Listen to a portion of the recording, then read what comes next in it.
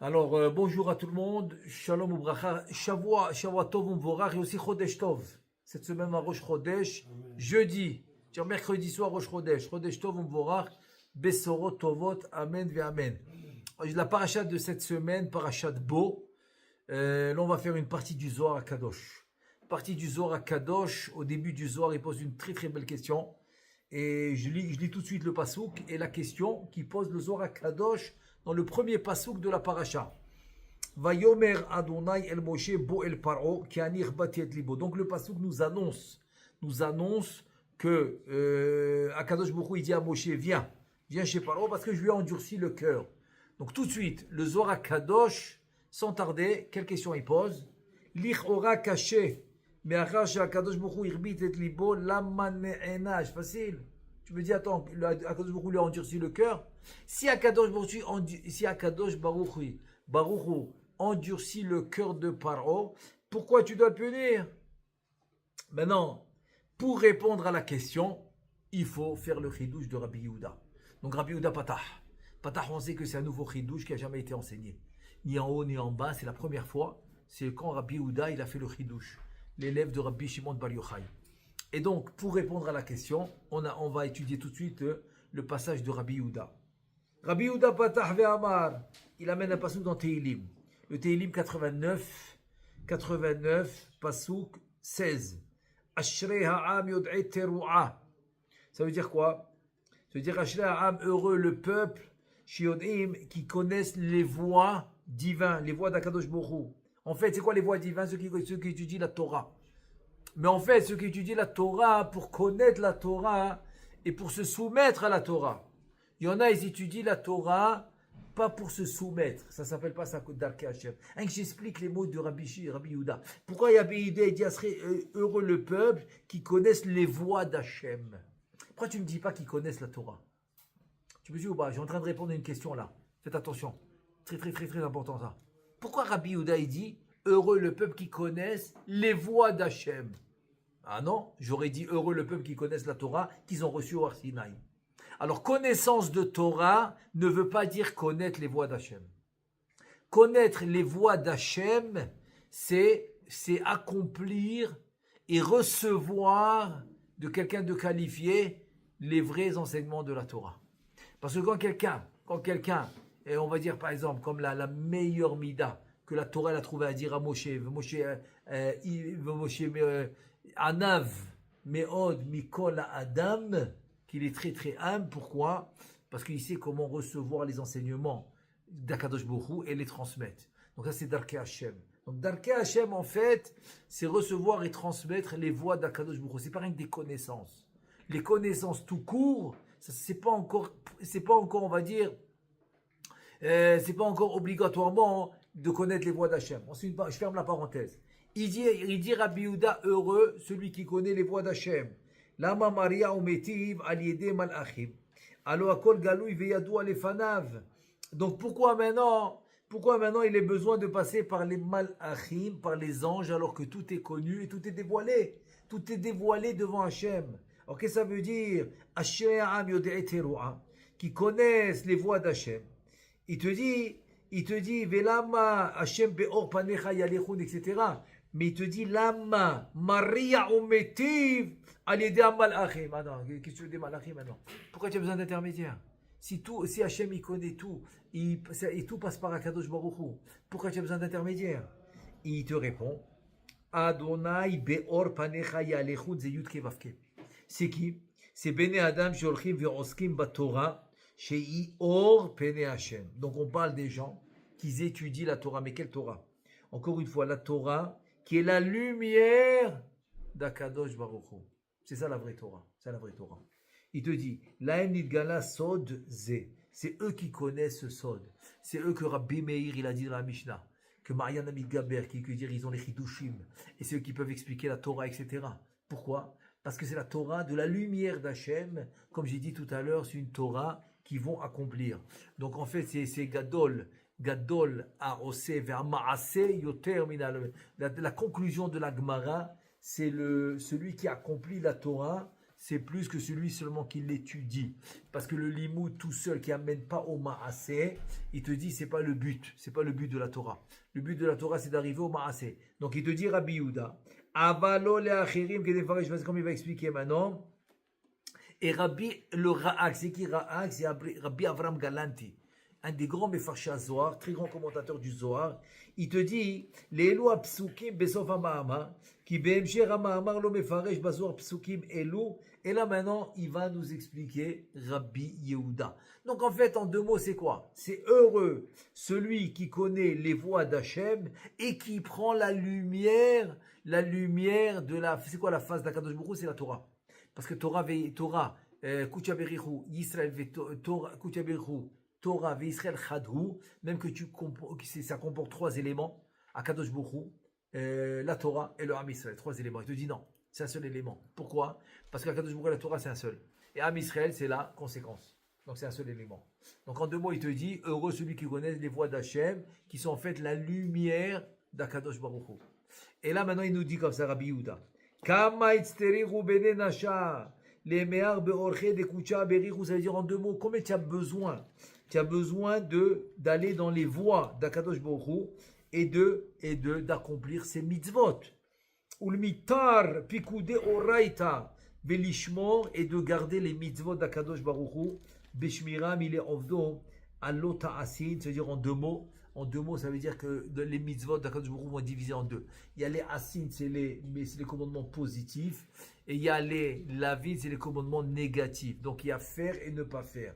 Donc ne pas faire des fois peut être beaucoup plus grave que de faire. Ne pas faire, beaucoup plus grave. Ça veut dire que quoi? Ça veut dire que quelqu'un qui maintenant il respecte les commandements négatifs, il peut s'élever beaucoup plus que quelqu'un qui va courir.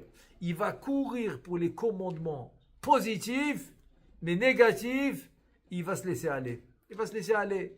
Il va parler n'importe quoi, il va répondre n'importe comment, il va s'énerver, il va je sais pas quoi. Tout ça, c'est des lavines. C'est des commandements négatifs. Celui qui n'arrive pas à se contrôler, ok, il a un plus petit niveau. C'est un petit niveau.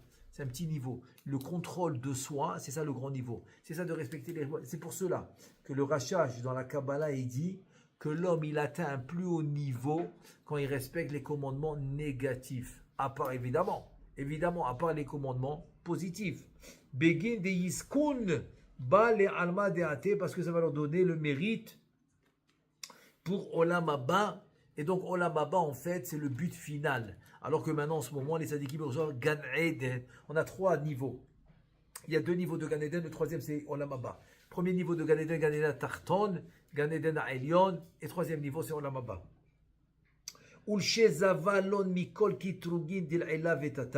Et pour nous sauver de tous les Mekatregim Shalom Allah. Maintenant, ça c'est important. Ça veut dire quoi? Ça veut dire que maintenant, on parle d'un cas où quoi? Où la Torah que tu connais, que tu étudies, va te garder de tous des anges accusateurs. C'est les gars qui accusent l'homme. Et pour comprendre ce qu'il dit ici, je vais donner un exemple. Tout le monde se rappelle du Midrash dans le Yalkut qui raconte la première rencontre de Paro au fait de Moshe à Aaron avec Paro. Comment ça s'est passé? Moshe et Aaron, ils arrivent dans le Paltérin, le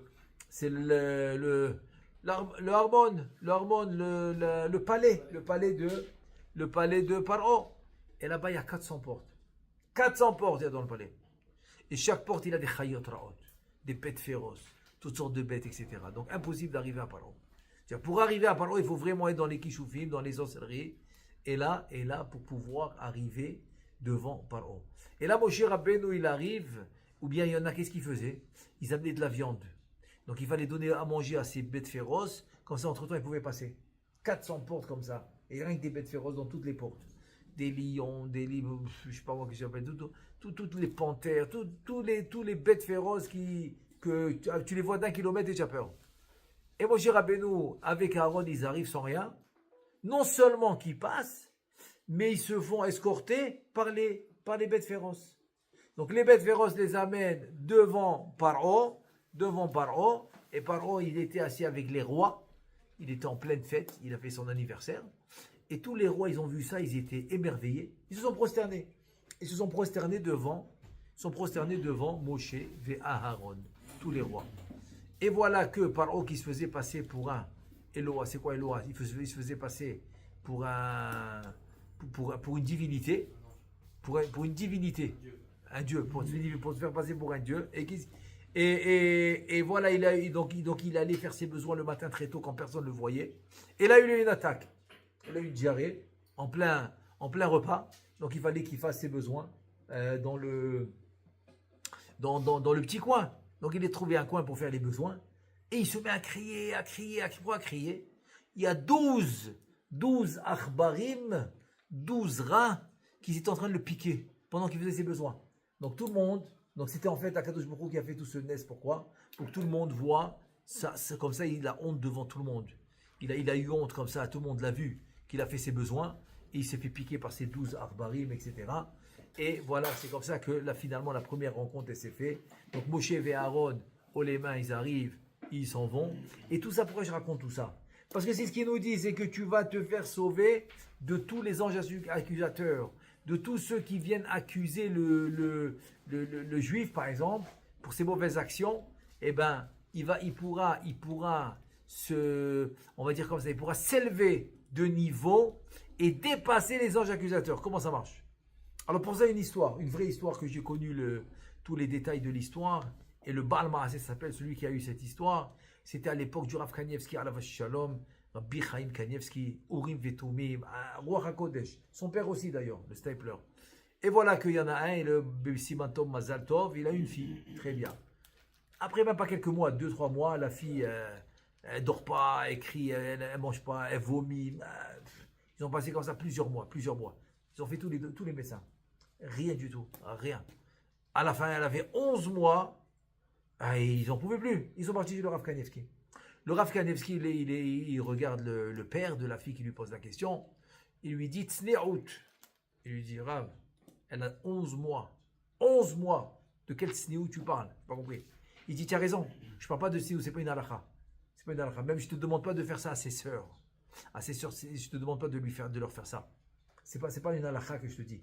Mais du moment qu'il y a un problème, il faut s'élever de niveau. Ça veut dire que le Nisayon, il vient au niveau de spiritualité que tu as. Dès que maintenant tu montes de niveau spirituel, tu laisses le Nisayon en arrière. Donc tu n'as pas besoin de te battre. Tu n'as pas besoin de te battre contre le Nisayon. Tu n'as pas besoin de te battre contre la Sitrahra. Pas besoin. Et combien de force de Sitrahra, combien on a? C'est exactement le nombre des portes du palais de Paro. C'est pour ça que j'ai ramené ce midrash.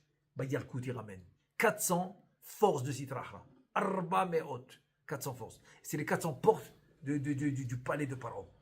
Et j'ai connu quelqu'un, c'était un Chavruta, il a fait toute une recherche là-dessus, sur les 400 forces, etc. Ah, je te raconte pas, chaque fois il avait un pépin, 400. Il avait un ticket, 400 shekels. Bon, à l'époque, je te parle, ça fait plus de 20 ans. Ah, c'était de l'argent, 400 shekels. Il avait des trucs, 400, plein de pépins comme ça. Et un jour, il est tombé un peu malade comme ça, il est parti à l'hôpital, je suis allé le visiter. Quelle chambre il était? La chambre 400. Je lui dis, un truc de fou. Je lui dis, alors ça suffit. Bon, Rachel, ça, il a fini son truc, il a arrêté. En tout cas, c'était tout un... Parce que c'est la porte, c'est la force du mal. La force du mal, c'est les 400. C'est les 400 qu'il a amené Esav contre Yaakov. Ok? C'est pour ça que quand tu mets le sac à Tikkun Chatzot, sac, c'est Gematria 400. Ça les adoucit. Tu adoucis les forces du mal. C'est le sac. C'est les 400. Et les 400 que Avraham Avinu, il a acheté la tombe de Sarah. Arbamot Kesef Shekel Kesef. Over la Socher. C'est les 400 qu'il a acheté. Et c'est, tu vois, tout ça, c'est comme on a dit aussi, les 400 de Esav, etc. Les 400 coups. L'expression en français, Razak, c'est ça les 400 coups. C'est les forces du mal. Maintenant, il te dit, Rabbi Yehuda, la Torah, quand tu l'apprends pour la faire, et non pas, tu comprends, et non pas, il y en a, Ishtabar chez moi. On va pas rentrer maintenant dans les détails, mais ils l'apprennent parce qu'ils ont un intérêt. On parle pas de ça. On parle, tu l'apprends l'Ishma, tu l'apprends Bémet pour les Kayemota, dans n'importe quel matzav, etc. Donc il te dit, tu vas surmonter ces forces du mal.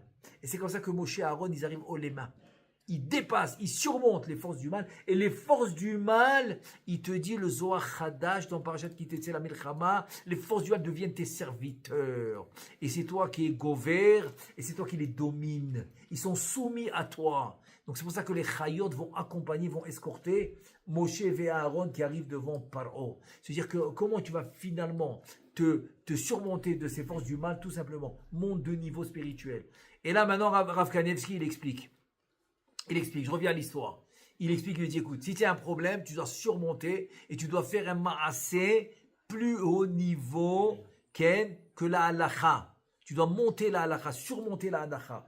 Comme je te dis, c'est pas une halakha. Je te demande pas de faire ça à toutes ses sœurs. Et je vais pas dire ça en public pour dire que tout le monde va, à l'âge de 11 ans, tsinout, pas du tout. Mais pour elle spécifique, comme elle a un problème, tu surmontes, c'est-à-dire tu dépasses le niveau de la halakha. Tu dépasses le niveau de halakha strict, tu arrives, je donne un exemple. Une fois quelqu'un est venu me voir, il avait très très mal aux pieds. Très mal aux pieds. Je lui ai dit, écoute, moi je connais un pasuk. En fait, je vais donner aussi une kavana, regel, avec regel de Hanouka. C'est des shemot gdoshim. Ok? Et je lui ai dit aussi, il y a un pasuk. Ragle chassida vishmor. David Amelech dit que les pieds des chassidim, Akadosh Baruch Hu, il les garde. Je lui ai dit, fais un maasé de chassid. Il m'a dit comme quoi? Je lui ai dit, écoute, c'est écrit dans la Gemara que celui qui coupe les ongles et les enterre, etc. C'est écrit Sorfan Chassid. Celui qui va brûler les ongles, il s'appelle Chassid. Tu dis, tu vas dans le jardin, dans un coin, tu brûles les ongles, tu vas t'appeler Chassid. Il a fait ça, Ishtaba Shemo. Le mal, il est parti. Une vraie histoire, je lui ai dit. Parce que pourquoi? Tu as dépassé le niveau halakha. La Gemara t'a dit que Chassid Sorfan, celui qui est Chassid, il va brûler les ongles. Et donc voilà, tu es devenu Raglé Chassidi Bishmo. Donc les pieds des Chassid, il va garder, tu as eu le titre de Chassid, tu as été épargné du mal de pied. C'est un exemple. Donc tu peux être épargné de tous les mal du monde en t'élevant en spiritualité. Tous les mauvaises forces, je parle, les mauvaises forces. Parce que la Gdusha, elle a cette force de surmonter tout. Pourquoi? Parce que le plus haut niveau qu'on a dans ce monde, c'est la Torah. C'est le plus haut niveau.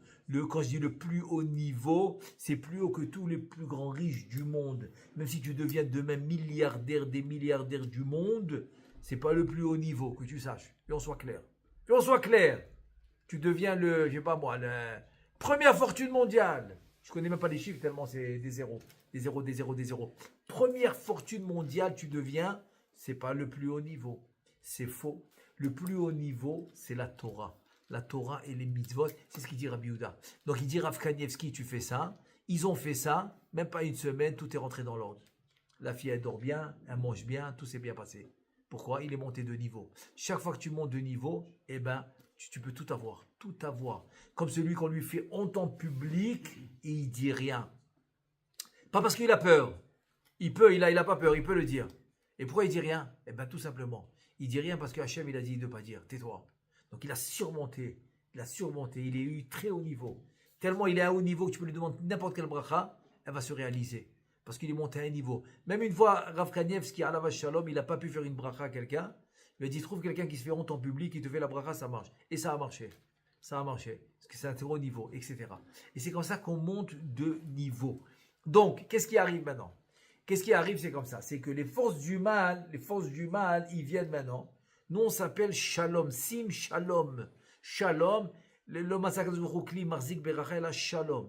Adonai Oz Lamo, Iten Adonai Yevarechet Ammo, Bashalom. La bracha que Hachem veut nous donner, c'est le Shalom. Parce que le Shalom, c'est la Kedusha.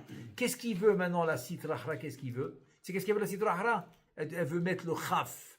Le Chaf dans le Shalom devient Mirchol. Tu as compris? Tu fais le Chaf dans le Shalom. Mirchol, c'est un piège.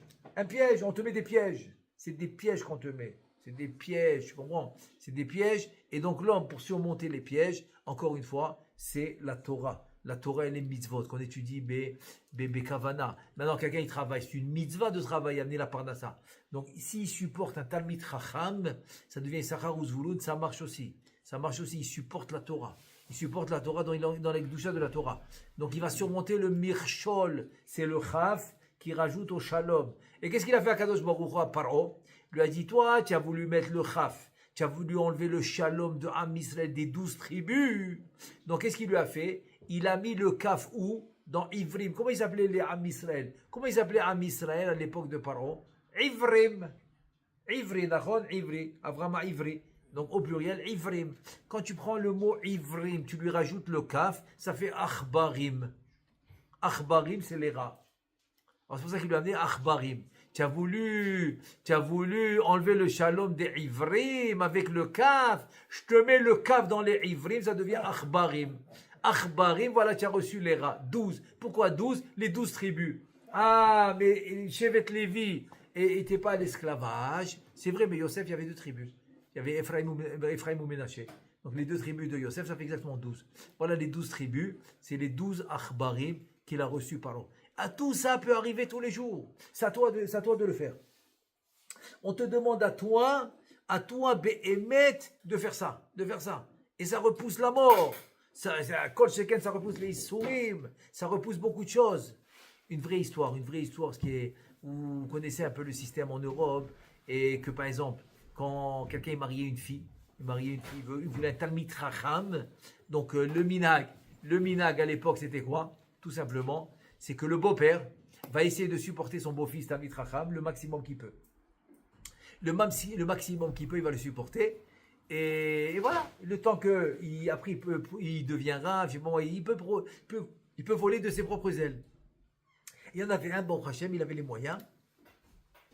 Il supportait son beau-fils, mais il n'avait pas de limite. Et voilà comme on dit, la richesse, c'est une roue qui tourne. Voilà, la roue, elle tourne, et le beau-père commence à avoir de moins en moins les moyens. Et sa femme lui dit, ah, ça suffit. Et on arrête, ça fait des années qu'on le supporte, ça suffit. De moins en moins. Et lui, il veut pas arrêter. Mais après, bon, la situation devient très difficile. Et finalement, il a cédé.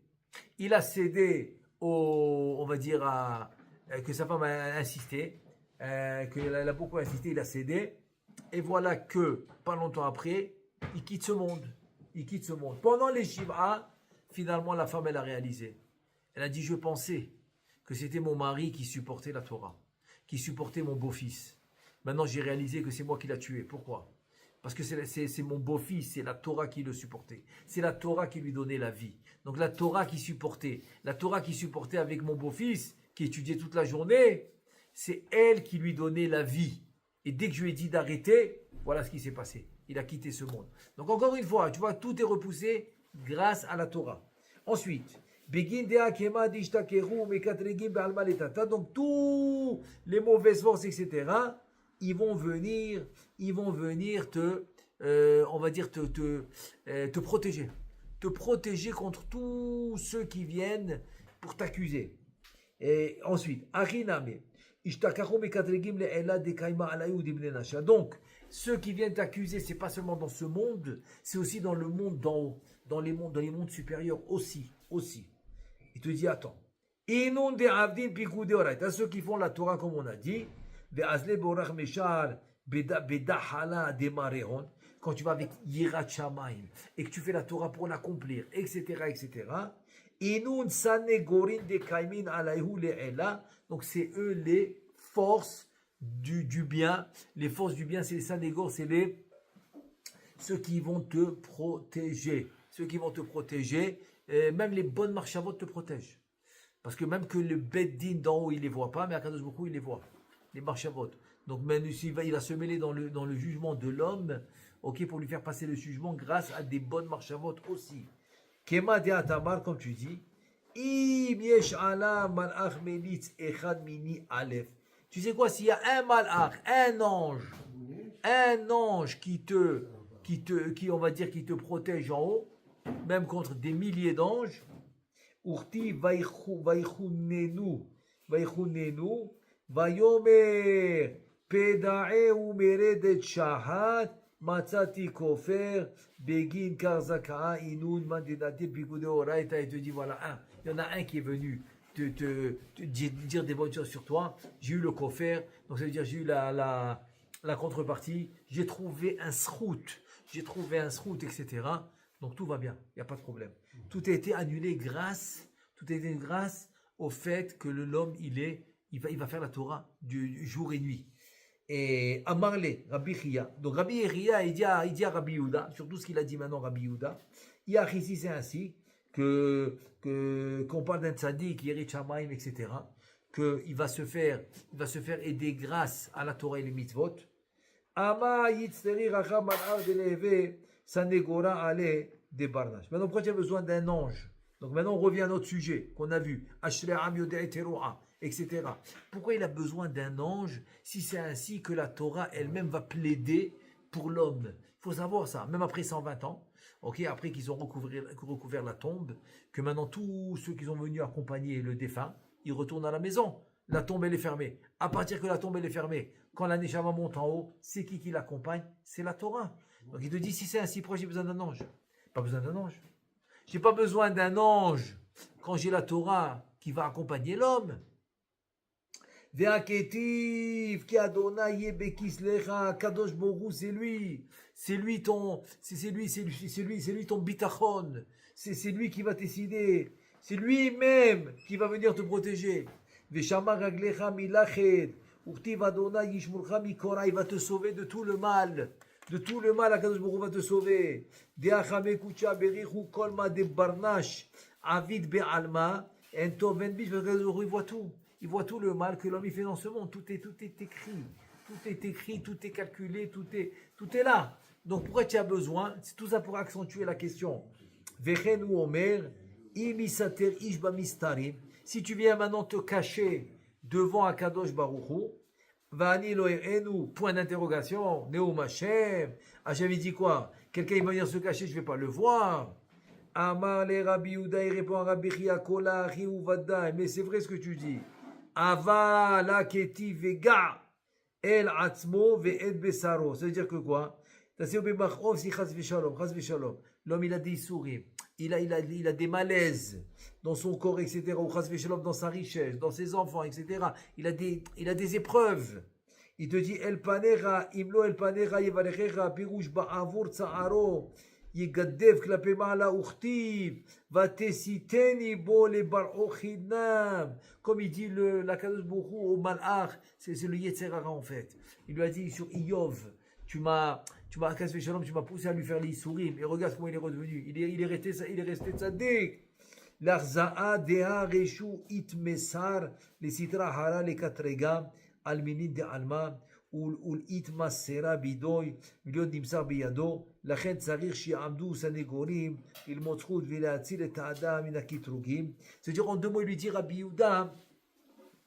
Il dit Rabbi Yehuda, Rabbi Chia, non, tu as raison, c'est Akadosh Baruch Hu. Mais en fait, quand tu fais une mitzvah, tu as créé un ange.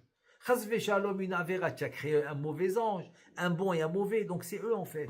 C'est eux qui sont. Tu as le bon qui va plaider pour toi et tu as le mauvais chas v'shalom qui va aller contre toi. Ve'kol ilen orchin temirin kamekucha berichu. Et tout ça, c'est des chemins cachés devant Akadosh Baruch Hu. Et toi, tu ne dois pas maintenant commencer à trop approfondir dans ces chemins-là. C'est de la façon que le monde a été créé. Donc selon la Torah, c'est comme ça que le monde va être dirigé. Donc c'est pour ça que quand tu vas t'élever en spiritualité, tu vas t'élever dans une mitzvah, donc tu vas arriver à annuler le mauvais décret. Comme la grande histoire, c'est bientôt, Bezrat Hashem, bientôt la Iloula de Baba Saleh. Et il y a une très belle histoire là sur Baba Saleh, qu'une fois il y avait quelqu'un qui était déjà handicapé, avant qu'il tombe malade. Il est déjà handicapé dans une chaise roulante. Et là, il est tombé malade, grave. Et bon, je fais l'histoire courte. Il était marié, donc il y avait une femme et une fille, c'est tout. Une femme et une fille. Et voilà, très très malade à l'hôpital. Tous les jours, il s'occupait de lui. Il était un peu loin de la Torah et des mitzvot. Même pas y respecter Shabbat, etc. Et voilà qu'ils sont arrivés au point où les docteurs, ils sont venus chez la femme et la fille. Ils leur ont dit, Yom HaAcharon, c'est le dernier jour de votre mari. Et pour la fille, le dernier jour pour ton père. À l'hôpital, voilà, dernier jour, quoi, il doit partir aujourd'hui. Comme ça, ils ont décrété, les docteurs, Yom HaAcharon, dernier jour. Ils étaient bouleversés, ils ne savaient pas quoi faire. Et quelqu'un de famille proche, quand elle a raconté ça à quelqu'un de la famille proche, il a dit, écoute, il y a un tzaddik qui s'appelle Baba Saleh, à Netivot. Je te conseille, va le voir, qui est super. Les docteurs, ils ont du dernier jour, tu n'as rien à perdre. Et ça tombe bien, c'est l'heure où il reçoit maintenant, etc. En tout cas, Mishamaim, c'était un miracle. Ça aussi, c'était un miracle. Qui pouvait aller le voir, c'était un miracle. Donc, ils arrivent chez lui. Donc, tout le monde sait quand les femmes, c'est-à-dire, ils ne rentraient pas à l'intérieur de la pièce, ils recevaient pas les femmes, mais il laissait la porte ouverte. Il entendait qu'est-ce qu'ils demandaient du seuil de la porte, sans les regarder. Et voilà, il écoute toute l'histoire. Sans les regarder, il leur demande directement, est-ce que vous êtes prête à être sniout? Il réfléchit, il dit, absolument, on est prête. On n'a rien à perdre, on est prête. On est prête, on veut que... Elle dit, je veux mon mari qui guérisse. Elle dit, je veux mon père qui vive. On est prête. Alors il dit, Be'ezrat Hashem. Mettez-vous tout de suite. Allez au magasin, etc. Achetez, soyez betsniou tout de suite. Be'ezrat Hashem, ça va aller mieux. Ils n'ont pas attendu une minute, ils courent au magasin. Ils essayent les choses sniout, ils ne remettent pas les vieux habits. Les nouveaux habits sniout sur eux et les vieilles habits dans un sac qu'ils jettent à la poubelle. Parce qu'ils ont décidé d'être sniout. Ils ressortent du magasin sniout. Elle, c'est une femme mariée, les cheveux foulards et tout couverts, robe tout complètement de sniout. La fille, bon, les cheveux non parce qu'elle n'était pas mariée, mais toute sniout, ils ressortent. Tellement ils arrivent à l'hôpital que le mari là, il ne les reconnaît même pas. Il dit, mais c'est qui celle-là? Il ne l'a même pas reconnu, tellement elle était sniout. Elle lui a dit non, alors elle lui a raconté, j'étais là-bas chez Baba Saleh, il m'a dit ça, voilà, sniout, ta. Et incroyable, les docteurs étaient comme des fous. Quand ils n'ont rien à dire, qu'est-ce qu'ils disent? Nez refoui, n'importe quoi. Ils ne vont pas dire Akadosh Baruchou, Nez, non, Nez refoui. En tout cas, il a guéri, mais ce n'est pas ça le pire. C'est qu'avant d'être malade, il était déjà dans une chaise handicapée. Maintenant, il a guéri, il n'est plus dans la chaise handicapée. Il est plus handicapé. Ouais, après quelques semaines, il marchait déjà normalement et tout. Regardez-moi, il a guéri de la maladie, première des choses, il faut aller chez Tzadik, Baba Saleh, dire merci. Merci, ils ont commencé à se renforcer, Tsneout, Shabbat et tout, vraiment. Et vraiment, ils ont fait le total, quoi. Ils arrivent chez Baba Saleh pour dire merci et tout. Alors, il dit, waouh, comment. Bon, Baba Saleh leur a dit, maintenant, je vais vous dire comment j'ai fait ça. Il dit, quand elle est venue, ta femme, elle est venue, qu'est-ce qu'elle m'a dit? Que les docteurs, ils ont dit Yom HaCharon. Yom HaCharon, c'est le dernier jour. J'ai cherché dans tout le Tanakh, j'ai cherché où c'est écrit Yom HaCharon. Et j'ai trouvé dans le Pasouk de Shir HaShirim. Oz vehadar levusha, vatisrak le Yom HaCharon. Oz vehadar levusha, Oz, c'est la puissance, vehadar, la splendeur, levusha de ses habits. C'est la tsniout. C'est la tsniout. La pudeur, on dit, la pudeur, c'est d'être habillé betsniout. Donc j'ai dit, Oz ve'adar levusha. Si elle a la tsniout, va tisrak, elle va rigoler Yom HaCharon. Alors Yom HaCharon, dans le pshat, c'est le Olam Haba. Il dit, Baba Saleh, j'ai fait appel à Shlomo HaMelech. J'ai dit, Shlomo HaMelech, si on réalisait maintenant ce pasouk, viens, on va rigoler, va tisrak, on va rigoler. Les Yom HaCharon, on va rigoler du Yom HaCharon des docteurs. Les docteurs, ils ont dit, va tisrak, le Yom HaCharon. Il dit, Baba Saleh, j'ai fait appel au docteur. J'ai fait appel à Shlomo HaMelech. Je l'ai fait appel, je lui ai dit, écoute, viens, on va rigoler de Yom HaCharon du docteur. Donc il leur a dit, si ils ont accepté. Donc, Oz ve'adar levusha, vatisrak le Yom HaCharon. Donc ils ont pu rigoler du Yom HaCharon des docteurs. Et c'est exactement ce qui s'est passé. Il dit, Shlomo HaMelech, il a accepté. Shlomo HaMelech, il a accepté de rigoler sur le Yom HaCharon des docteurs. Tiens, tu me suis ou pas? Encore une fois. Ils ont fait un pas vers la Torah. Regarde combien ça paye. Ça paye de faire des pas vers la Torah. De te forcer un petit peu vers la Torah, ça paye. Ça paye très bien. Voilà, ils ont rigolé sur le Yom HaCharon des docteurs. Incroyable. Donc c'est ce qu'il dit Rabbi Yehuda. Il dit parce que tu crées des mélites, tu crées des anges qui vont plaider pour toi. Ou chas v'shalom, le contraire, c'est des averot. Begin de inun nimusin de kucha berich ou ubne nashan lav inun rasha'in et dagdeka batrayu bar inun zakae keshod d'anedon azé d'oraita. Il te dit ceux qui connaissent les voies de la Torah, ils savent ce que je suis en train de te dire. Ils savent. C'est pour ça que les conseils des tzadikim, c'est toujours de rajouter quelque chose vers la Kedusha. Même quelque chose de petit. Pas besoin de quelque chose de très grand. Ve'azlin be'orcha de chochmeta le minda. Inun milin setimin de oraita. Et c'est comme il te dit maintenant, en 2 mots, qu'est-ce qu'il te dit? En 2 mots, il te dit que c'est comme, Ah, je me suis rappelé une autre histoire incroyable. Je ne sais pas si vous vous rappelez de cette histoire d'un soldat, que il faisait le stop et c'était très tard quoi, le Shabbat, près Shabbat, et c'était pas loin de Bnei Brak, il y en a qui l'a arrêté. Il lui dit écoute, c'est bientôt Shabbat, alors je t'invite chez moi pour Shabbat. Attends, mais là, il était Shabbat. Bon, finalement, il a accepté. Il a fait un très beau Shabbat. Il était très loin de la Torah, quoi, complètement loin de la Torah. Et à la fin de Shabbat, quand il va quitter la famille religieuse il a passé un Shabbat extraordinaire. Bon, il a dormi beaucoup parce qu'il était fatigué. En tout cas, il a passé un bon Shabbat.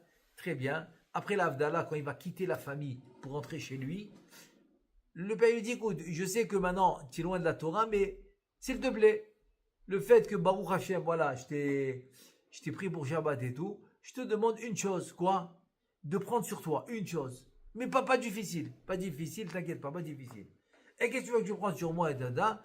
À la fin, ils sont arrivés à une halakha facile. Laquelle?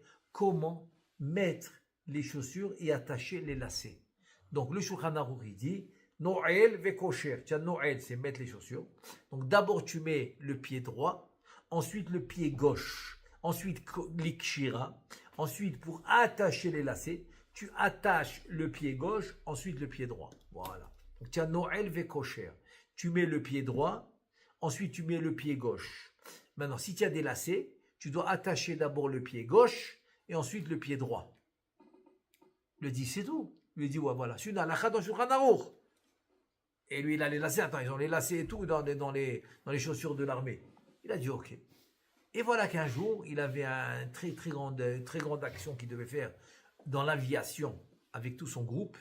Et voilà qu'il élève le matin, etc., etc. C'était en plein milieu de la nuit. Et donc, il était à moitié endormi. Donc, il ne s'est pas rappelé. Il a mis n'importe comment les chaussures. Et il est parti pour faire l'action de l'aviation avec tout le monde. C'était une 70 à peu près, ils étaient. Et quand il s'est rappelé, il a dit, attends, mais j'ai pas fait la halakha. Il a dit, attends, si je demande au Mefaked, je vais retourner mettre les trucs, il va me dire, reste tranquille, tu n'as pas le droit. Il n'a rien demandé, il est retourné. Il est retourné pour enlever ses chaussures et les remettre comme il faut. Le pied droit, ensuite le pied gauche, attacher le pied gauche, ensuite attacher le pied droit. Et entre-temps, ils sont partis, les autres. Ils sont partis. Il arrive, ils sont partis. Bon, il a dit, ouais, je vais me faire punir, etc., etc. Il a dit, qu'est-ce que je peux faire? J'ai pris sur moi. Ah, même cette petite action de quoi je pense, je ne vais pas la réaliser, je l'ai pris.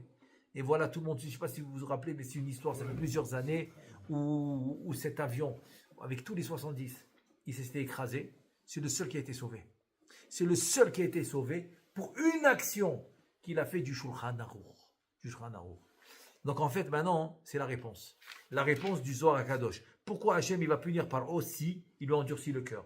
Il dit en fait, c'est pas qu'il lui a endurci le cœur, c'est son cœur, il est endurci parce qu'il veut pas faire les lois de la nature que Hachem a mis dans la nature grâce à la Torah. Il va contre. Donc c'est pour ça qu'il se fait punir. En fait, c'est une conséquence. Sha'ar Ora, qui était 300 ans avant le Harizal. C'est aussi un livre de Kabbalah, mais sur la Kabbalah, Kadmonim, ça s'appelle. Il parle des Sphirot, etc. Là-bas, il explique. Il explique parce que c'est une conséquence. C'est une conséquence, c'est pas une punition. Nous, on appelle ça punition, c'est par convention. Punition, onesh. Mais en fait, un onesh, c'est une conséquence. C'est une conséquence, c'est la conséquence de tes actes. Donc, Paro qui se fait punir par Hachem, en fait, c'est une conséquence de ses actes qui, comme il a dit à Moshe, mi Hachem shanishma bekolo.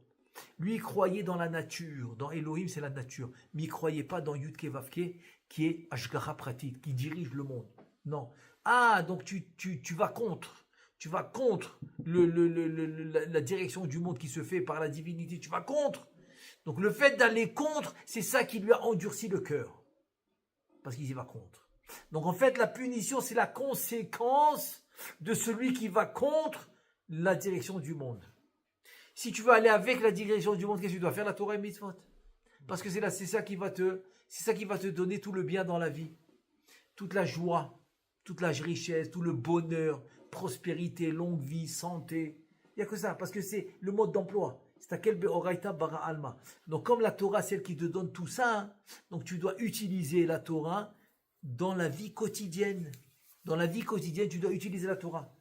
Donc vient maintenant un gars comme Paro, Racha, qui va contre les lois que Hachem il a instaurées dans la direction de son monde. Il va contre. Donc la conséquence est deux choses. Son cœur s'endurcit, parce qu'il va contre ce que Hachem il a instauré dans la direction du monde. Donc son cœur s'endurcit, c'est la première chose. Deuxième chose, il se fait punir. C'est la conséquence. Donc Bezrat Hachem, on apprend de cette paracha que si tu veux Bezrat Hachem réussir, et le bonheur, prospérité, santé, richesse, tout ce que tu veux, c'est une seule chose. Tu comprends pas, c'est une autre histoire. Ça, tu vas aller au Beth Midrash, tu vas apprendre. Tu vas te faire des cours, tu vas apprendre. C'est une autre histoire de comprendre, pas comprendre. Mais avant de comprendre, pas comprendre, il y a une chose, il faut qu'il soit clair. C'est que si je veux améliorer mon mode de vie, je veux améliorer ma joie, ma vie, je veux l'améliorer, c'est aller dans les voies de la Torah d'une manière sincère, d'une vraie manière sincère, qu'il n'y a que ça, qu'il n'y a que c'est, comme on dit, c'est notre vie, c'est notre joie de la vie, c'est la Torah. Donc si on va de ce principe que la Torah c'est elle la joie de notre vie, à ce Bezrat Hashem, qu'on puisse entendre un des bonnes nouvelles, Amen ve Amen.